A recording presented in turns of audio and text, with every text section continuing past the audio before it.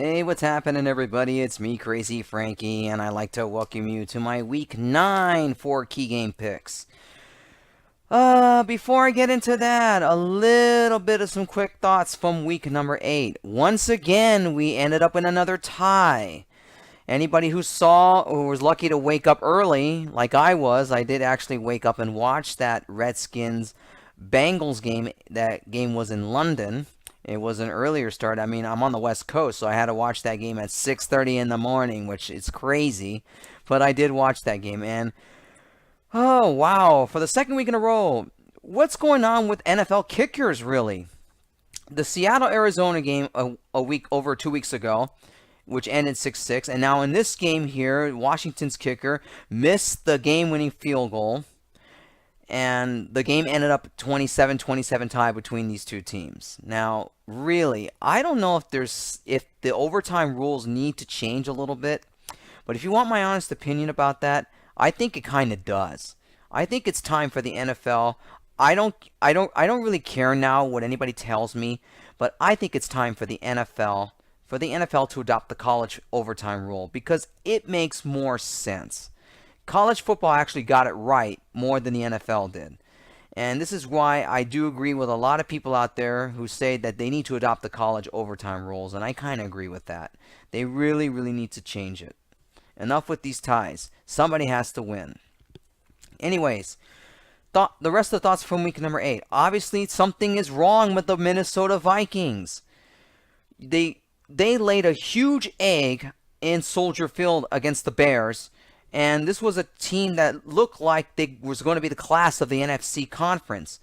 Obviously, this is the second game in a row that they lost, and this loss kind of hurts because they could have been up at least maybe possibly stay 2 games ahead of Green Bay, and now you have to look at another thing too. The Detroit Lions are not that far behind, even though they're 4-4 right now and third in the division. So really, the Minnesota Vikings, you would think that they would be on a roll, and something that Zimmer, he needs to do something with that team right now because really they could be in for a collapse if they don't fix their issues. Obviously, their offense was totally out of sync in that game. Defense-wise, did not look good at all. They really allowed the Bears to really run over them. So I was really, really surprised that the Vikings aren't really in a struggling bind right now. Other than that, let's see. Patriots, there's no stopping New England Patriots, as I mentioned already, many times already. I mean, they rolled over the Bills like they were nothing. It was no surprise whatsoever that there's nobody in the AFC that's going to stop the Patriots. They're the heavy favorites now. It's really, I don't know how much more I could talk about this, about whoever's in the AFC conference. Other than that, I mean, probably even the bigger surprises right now is the Oakland Raiders. Yes, the Oakland Raiders are actually possibly one of the elite teams in the AFC, which is I am shocked about that. And people who know me on a personal level knows I can't stand the Oakland Raiders. But hey, I have to say, you know what? They're finally back on the rise, but really right now, let's see what will come their biggest test when they play the Broncos on Sunday. I mean, they were lucky to beat the Buccaneers, and you would think for an Oakland Raider team, 23 penalties, and yet they still ended up beating Tampa Bay. I'm really, really surprised. The one team that finally got back on track was the Atlanta Falcons. And it was a huge, huge win they had last week against the Packers. A game that Atlanta really needed because they know the Saints are not far behind in the NFC South. Even though the NFC South really is a terrible conference, this is really Atlanta's division to lose. But they need to keep in mind right now that for Atlanta, that they have to continue their winning ways. Otherwise, if the Saints start getting on a roll, they could become inches closer in the standings. So really right now, like I said, I would say not much went on in week number 8 other than the fact that I did not this is the second week in a row that I didn't have a good week of picks. So let's see, coming week 9, let's just see if I have much better picks this time. So let's get into that. All right, key game number 1, it is the Detroit Lions at the Minnesota Vikings. The Vikings are a 6-point favorite. But the way the Vikings are playing right now, who's to say that the points may be a lot lower come the end of the week? But I think 6 is kind of just about right. But I think that the points could get maybe lower, probably 5 by the end of the week. You just have to check and see the lines come the weekend. Now, statistic-wise, Matthew Stafford, 27 of 41, 240 yards and 1 touchdown pass, even though they lost to the Texans in their game. He did have a pretty good game. And this is what I think for Minnesota's defense, you got to wonder about him. Look, they got to get to Stanford in this game if Minnesota wants to win here. Now, Bradford really didn't play all that. Played okay, but unfortunately, because of the miscues and obviously the turnovers kind of did kill Minnesota, and they're just not in sync offensively. He went 23 of 37, 228 yards and 1 touchdown pass. So you could say that both these teams are kind of even. Well, they're not that much evenly matched in terms of offense, but really for Minnesota, they really need to get their act together. They can't go on a 3-game losing streak here. And this is why I would say for Minnesota to probably stay in the midst of things, I'm going to pick the Vikings in this one. I think the Vikings get back on track here. This is a game they have to have because they know full well Green Bay's on their tail and Detroit's kind of on their tail. And this is a big divisional matchup between these two teams. This is for Detroit to really get in the midst of things to try to catch Minnesota. But I think the Vikings will get back on track here. I'm going to go with the Vikings in this one, but expect a close game here. No question, I see this game being close, but I think Minnesota will barely pull it out here. Vikings over the Lions. Key game number 2, we're switching to the NFC East now. It is the Philadelphia Eagles at the New York Giants. Giants are coming off their bye week. They are actually a 2.5-point favorite in this one. It could go to 2 points by the end of the week. Even though the Giants are kind of getting back on winning ways, but I don't know what you're going to get out of the Giants right now. They've struggled a lot offensively. Defense-wise, they don't really look that good at all. Philadelphia coming off a heartbreaking loss to Dallas last week in a game that really was good, and it lived up to the hype between Prescott and Carson Wentz. That really was a good game, and I'm glad there was a winner in that overtime game. Great game. But anyways, about this game here. Carson, statistic-wise, Wentz went 32 of 43, 202 yards, 1 touchdown pass, so he played all right. He played all right against Dallas last week. Now the Giants, for Eli Manning coming off the game against the Rams a couple of weeks ago in London, 24 of 37, 196 yards, but no touchdown passes though.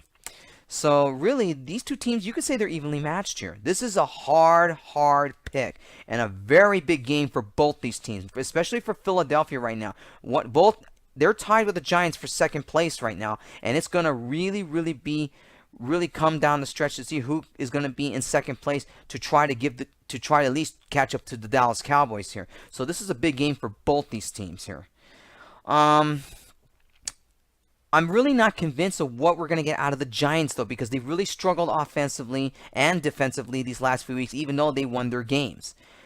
I think for Philadelphia, I think this is a game that they have to have, and they're probably going to play more desperate than the Giants will, and this is why I'm going to kind of go on a little upset here. I think the Eagles will go into the Meadowlands, and they will beat the Giants here, but expect a very close game here. This is a very tough pick here, because these two teams are pretty much evenly matched here, but I still think Philadelphia will escape, and I mean the word escape, will escape New Jersey barely winning this game there. The Giants, like I said, they know that the Giants know they're going to have their hands full against this Philadelphia team. This is why I'm going to go kind of on a mini upset here. I will go with the Eagles in this one here, but expect a very close game. This is a tough pick here, but it's not a sure pick here, so I'll stick with it though. Eagles over the Giants. Key game number 3, a big one in the AFC North. It is the Pittsburgh Steelers at the Baltimore Ravens. Baltimore is actually a 2.5-point favorite in this one. That's because with Roethlisberger still hurt, we don't know when he's coming back. Pittsburgh are coming off their bye. Lance Jones went 29 of 47, 281 yards, and 1 touchdown pass in the loss against the Patriots. Baltimore, they're also coming out of their bye week. They lost in their last game. Flacco going 25 of 44, 248 yards, and no touchdown passes. So, yeah, these two teams are pretty much evenly matched in terms of offense and defense and the way that both teams are playing. They're not playing all that impressive. Pittsburgh still holds a 1-game lead over Baltimore. This is a game that Pittsburgh has to have. So does Baltimore. This is going to be all out for a fight to get to first place in really kind of a dismal AFC North division here. But I'm going to go with the Steelers here. I just think the Steelers have a much better, their offense is a bit better than Baltimore's. The Ravens have really struggled here. Flacco really hasn't been on his A game these last few weeks. And Pittsburgh, I like Pittsburgh in this one. I think, well, this is another game that's not really a sure pick because these two teams are big-time rivals here, and Baltimore will like nothing to beat Pittsburgh in here. But I just think Pittsburgh's offense is just a bit better than theirs, and this is why I'm going to go with the Steelers here. I got to stick with that. I'm going to go with the Steelers over the Ravens. And finally, key game number 4. I never thought I'd be saying about this. And this is a big one in the AFC West. And you know which game I'm talking about here, especially to those who are big-time Raiders fans. Yeah, the Denver Broncos at the Oakland Raiders. Both teams are tied for first place. Oakland is a slight 1-point favorite, but no question, expect this game to be lines even. At the lines for this game will definitely be even by the end of the week. I guarantee you that. Now, these two longtime rivals, and this is the first time in a while that the Oakland Raiders are playing on primetime. This is actually the Sunday night game. So, and why not? These two teams have battled each other for many, many years. It's a huge rivalry and a huge deal. Now, statistics. Simeon for the Broncos went 20 of 38, 276 yards. And surprise or not, he had no touchdown passes in this game, which was quite surprising. And yet, they still ended up beating the Chargers. David Carr, 40 of 59, 513 yards, and 4 touchdown passes, breaking a franchise record for the Raiders last week. And really, a game that I don't know how the heck they beat the Buccaneers last week, but they did. Huge game for the Raiders. But the question is, can their defense get to Trevor Siemian? Because really, Oakland's defense really still a question right now. Their pass defense is horrible. And I'm pretty sure a lot of your Raider fans know it, though, but you always believe in it. I know how diehard fans you are. Please don't get me started. Really, right now, I look at this game right now. Denver's got the better defense, and this is why I'm going to go with the Denver Broncos here. Broncos defense will definitely give David Carr a ton of fits. This is a game I know David Carr will struggle. Denver will probably maybe struggle a little bit, but I think they just their offensive wise. I know they really took. They're kind of suffering a little bit here, but they've been able to get a lot of wins these last few weeks. But this is a game I think because of Denver's defense. I like the Broncos in this one. I think Denver's defense will give David Carr a lot of fits in this game, and this is why I'm going to stick with that. No question. You got to go with the Broncos here. It's not a sure pick here, but I'm going with Denver here. I think the Broncos will beat the Raiders in Oakland. Broncos over the Raiders. All right, that wraps up my picks for week number 9.